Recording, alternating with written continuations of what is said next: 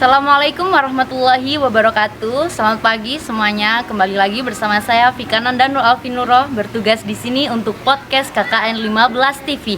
5 4 3 2 1. Open your mind. Saat ini kita sedang berada di depan lokal dari kantor Bank Sampah Hasil Karya Desa Karangsono. Hari ini kita akan membuat podcast bersama Ketua Bank Sampah Hasil Karya dan salah satu perwakilan dari anggota kepengurusannya. Kira-kira nanti isi obrolannya apa aja? Langsung aja yuk. Tapi sebelum itu, jangan lupa dong progres tetap kita perhatikan dengan baik dan jaga ya. Salah satunya upaya kita dengan menggunakan masker, mencuci tangan atau memakai hand sanitizer dan menjaga jarak. Jangan lupa ya. Yuk, langsung aja yuk.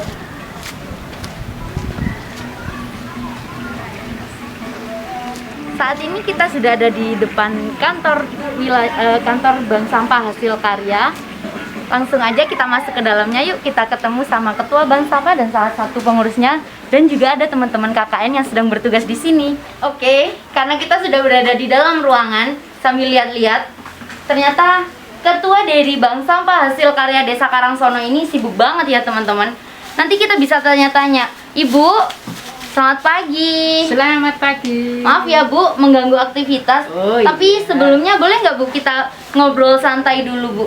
Kita boleh. pindah sebelah sana nggak apa-apa ya Bu? Mari, ya.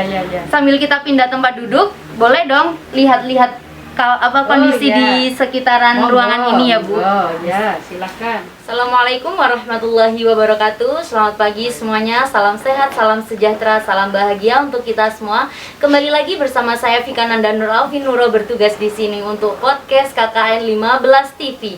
5 4 3 2 1. Open your mind. Kali ini di samping saya sudah hadir salah satu narasumber spesial kita hari ini, karena kita hari ini ditemani langsung oleh Ketua Bank Sampah Hasil Karya Desa Karangsono ini. Tapi sebelum kita berbincang lebih jauh, marilah kita berkenalan terlebih dahulu ya, karena tak kenal maka tak sayang. Monggo Ibu. Oh ya. Assalamualaikum warahmatullahi wabarakatuh. Waalaikumsalam. Perkenalkan, nama saya yang asli itu Diah Handayani. Terus karena suami saya namanya Bapak Joko, jadi saya dipanggil, terkenalnya itu Bu Joko begitu. Oh, jadi dipanggil Bu Joko, bekennya Bu Joko itu karena nama suami ya Bu ya? Iya, benar. Saya kira karena ibu penggerak aktif, penggerak utama sehingga dipanggil Bu Joko, seperti Bapak Joko Widodo kan pemimpin ya Bu ya, dipanggilnya Joko. Saya kira seperti itu, tapi karena panggilannya suami ya Bu ya? Iya. Baik, karena salah satu program utama dari pemerintahan kabupaten kali ini adalah SDSB ya Bu ya, satu desa satu bank sampah di Desa Karangsono ini. Bisa diceritain gak nih Bu, gimana sih Bu awal mulai terbentuknya Bank Sampah Hasil Karya di Desa Karangsono ini, dan sudah berjalan berapa lama? Awalnya itu berdirinya Bank Sampah ini, waktu itu saya dengan Bapak Lurah itu ada program kerja, yakni program PPL SBR, yang artinya program peduli lingkungan sampah berbuah rupiah.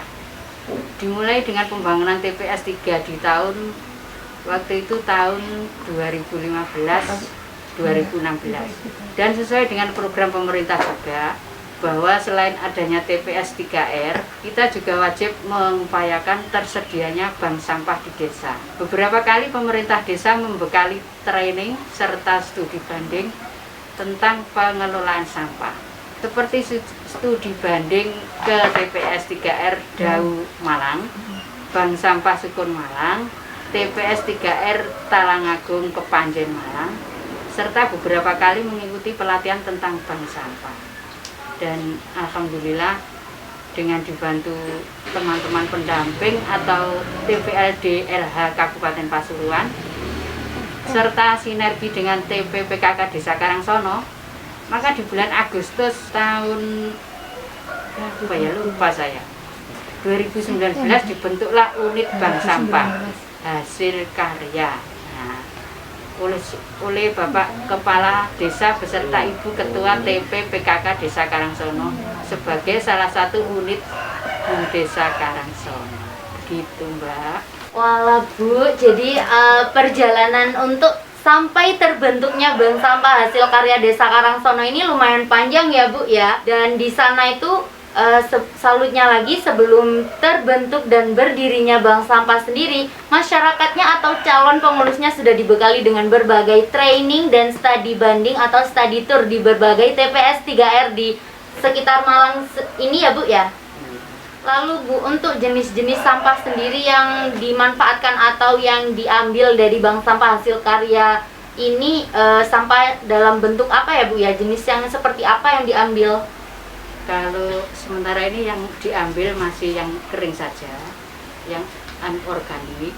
Yang organik itu masih kesulitan kita.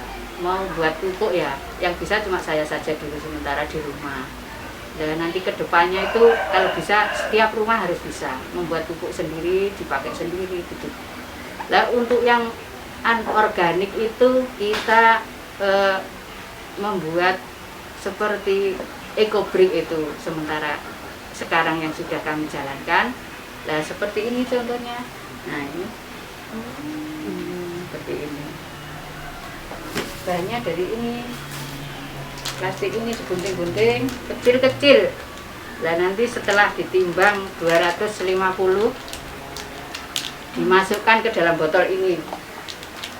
Sing pinter nyogok, bisa nyogok sekuat tenaga untuk penuh ini. Jadi ditimbang dulu.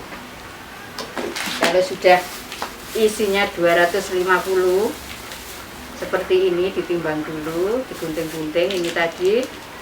Baru dimasukkan ke sini, jadi harus 250 ini beratnya, yang kecil-kecil ini baru dimasukkan sini. Nah itu harganya kalau sudah jadi begini 1.500 satu. Nah ini kan untuk mengurangi sampah plastik yang bertebaran itu, biar tidak dibuang kemana-mana. Soalnya kalau ini meleburnya sangat lama Mbak, bisa 400 tahun bisa baru hancur kalau di tanah itu. Kan kasihan anak cucu kita besok begitu. Boleh tanya nggak nih Bu, Ya. untuk pembuatan apa itu tadi namanya Bu? EcoBrick. EcoBrick. Pembuatan EcoBrick sendiri apakah hanya dari plastik bekas snack atau yang lain Bu? Apa itu aja yang bisa digunakan untuk pembuatan EcoBrick? Bisa ini kresek, ini bisa dimasukkan juga. Nah seperti ini untuk dasarnya saja, sama atasnya, sama tengah, biar padat ini. Jadi kalau ini kan dimasukkan, ini dulu nih. Ini Bu, boleh lihat nggak nih? Ya. Oh bisa sepadat ini, jadi harus Ya. ini yang dimasukkan ke sini ya Bu ya? Ya dulu, terus habis itu kalau sudah segini, Dimasukkan lagi ke sini, Ya. baru di atasnya juga. Jadi Biar- bisa sampai biar- sepadat ini. Ya. Jadi apakah pernah Sabah bikin yang seperti ini Bu? Gimana Mbak? Jadi pernah Sabah itu punya ini, menghasilkan ini setiap hari, atau itu sukarela mereka sendiri untuk menghasilkan pundi-pundi rupiah, atau bagaimana ya Bu ya? Oh itu tergantung minatnya warga untuk membuatnya, itu ya terserah orangnya. Kadang ada yang mau, ada yang enggak. Terus ini juga sampah ini bekas juga ini. Jadi sisa belanja itu dicuci terus dijungkelkan begini, dikumpulkan. Nanti bisa jadi uang ini. Biar bisa kering dan bersih ya Bu ya, karena ini lumayan loh, segini harganya 1.500 rupiah. Karena musimnya lagi PPKM, lagi pandemi, biar nggak boring bisa nih orang tua ngajakin anaknya bikin yang seperti ini untuk aktivitas biar kita tetap produktif. Jangan mager ya teman-teman. Untuk selanjutnya nih Bu, saya penasaran karena tadi Ibu ketika menyampaikan jenis sampah yang diambil atau yang dimanfaatkan dari bank sampah hasil karya ini masih dalam bentuk apa, Setengah masih jadi. dalam Setengah jenis jadi. sampah anorganik. Berarti ada jenis-jenis sampah yang lain juga dong Bu. Nah, untuk jenis-jenis sampah itu apa saja? Bisa dong Ibu paparkan di sini, bisa Ibu bagi di sini. Monggo Ibu. Ada karton, ada apa itu, bak-bakan, buku, kertas, HVS, itu banyak sekali Mbak. Pokoknya yang tidak basah, yang kering itu. Itu yang dinamakan dengan sampah anorganik ya Bu? Iya, plastik itu, besi, terus aluminium, itu banyak sekali Mbak. Nanti ada apa itu, saya bagikan ke warga. jenis-jenisnya itu plus harganya juga. Nanti bisa dilihat ini di papan ini. Oh, jadi di sini sudah ada terkait jenis-jenis Ya. beserta list harganya ya Bu ya? Ada lengkap Wow, di sini. bank sampah hasil karya ini lengkap sekali ya teman-teman. Jadi kalau teman-teman mau tahu, nanti di akhir video bisa dicek ya jenis sampah apa saja dan harganya dari kisaran berapa sampai berapa rupiah. Proses pengambilan sampahnya sangat-sangat transparansi ya Bu ya. Jadi kita tidak hanya mengambil ataupun asal mencatat tabungan, tapi kita juga memberitahu tentang para nasabahnya tentang daftar sampah, jenis-jenis sampah beserta daftar harganya. Karena tidak semua loh Bu punya buku panduan tentang daftar harga beserta jenis-jenisnya, sehingga nasabah bisa terpacu ya Bu ya, terdorong motivasinya untuk menabung jenis sampah apa yang paling banyak menghasilkan pundi-pundi rupiahnya. Baik, untuk yang selanjutnya di sini tuh sudah ada berapa banyak nasabah sih Bu di Bank Sampah Hasil Karya ini sendiri, dan cakupan wilayahnya itu apakah dari luar desa Karangsono ini bisa mengikuti menjadi nasabah di Bank Sampah Hasil Karya ini sendiri, dan kalau rute penarikannya itu paling jauh dari mana saja ya Bu ya? Alhamdulillah untuk saat ini nasabah sudah ada 90 orang. Terus untuk wilayah yang dijangkau itu sekitar yang RW yang terdekat, RW 2 dan RW 3. Sasaran wilayah kerja kami adalah satu desa, yakni 2 dusun. Ada 7 RW. Sementara ini 90 nasabah tersebut 85% berasal dari RW 2 dan 3 tadi yang saya sebutkan. Sisanya dari RW 1 dan RW 5. Sebetulnya awal tahun 2020 kami sudah harus turun ke RW lainnya, namun terdampak pandemik sampai dengan saat ini. Jadi program kerja kita agak tersendat.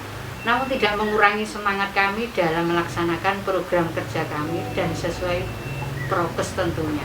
Kalau untuk tiap hari rata-rata berapa sih Bu jumlah kilogramnya atau satuan yang bisa dihasilkan sampahnya dari masyarakat ini di Desa Karangsono ini Bu?